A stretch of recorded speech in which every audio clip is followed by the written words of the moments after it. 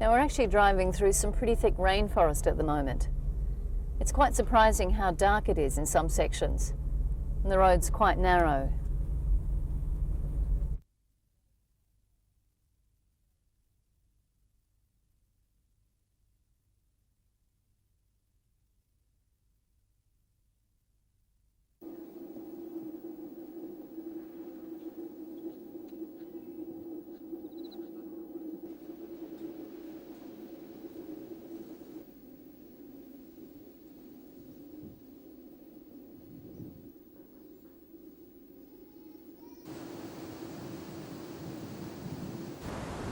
It was 1911 when the 5 O'Reilly brothers and their 3 cousins carved their way through this wilderness. This was the very spot where they built their first bark hut.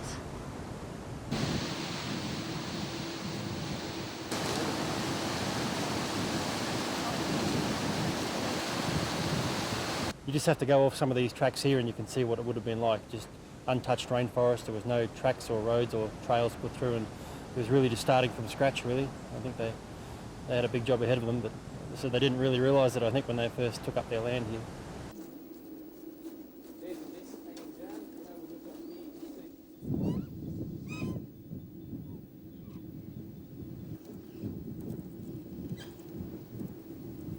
That's the king parrot. Look at that beautiful colour, folks. Feathers on the head.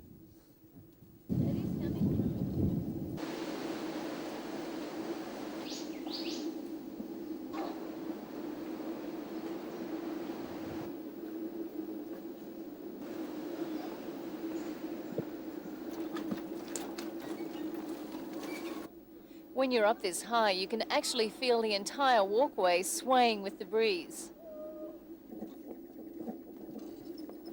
Love it. I really love it. It's only looking down I get giddy. Oh, dear. Now, the O'Reillys were true bushmen, and their strength and courage was certainly put to the test back in 1937. A Stinson aircraft flying between Sydney and Brisbane went missing over the McPherson Ranges, and it actually crashed not very far from here. Who was here to go to the rescue? You guessed it, an O'Reilly.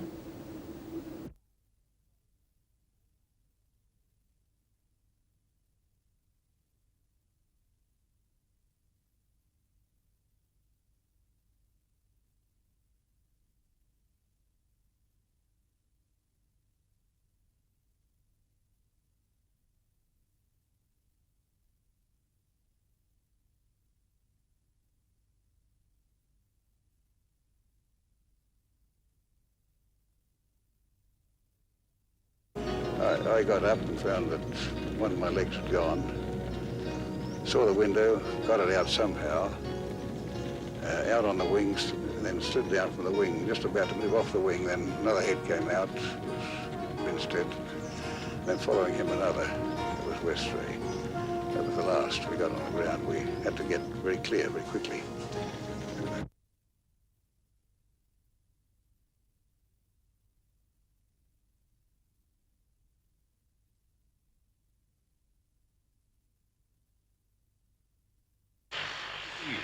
From the Australian Broadcasting Commission.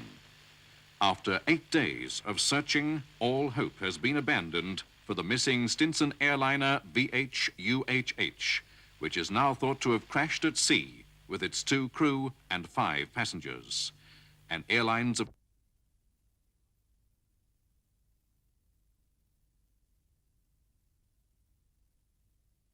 Behind him, Roland Graham, businessman who'd flown many times before.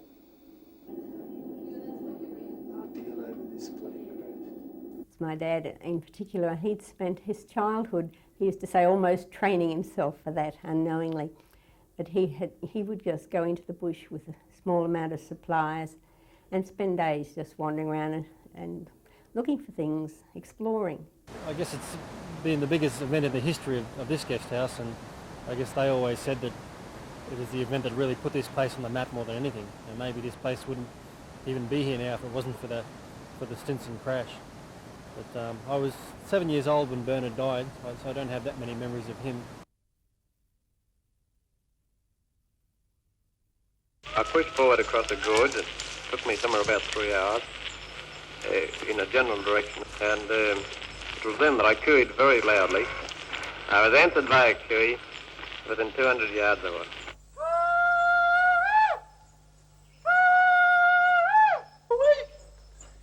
At last I found where a top...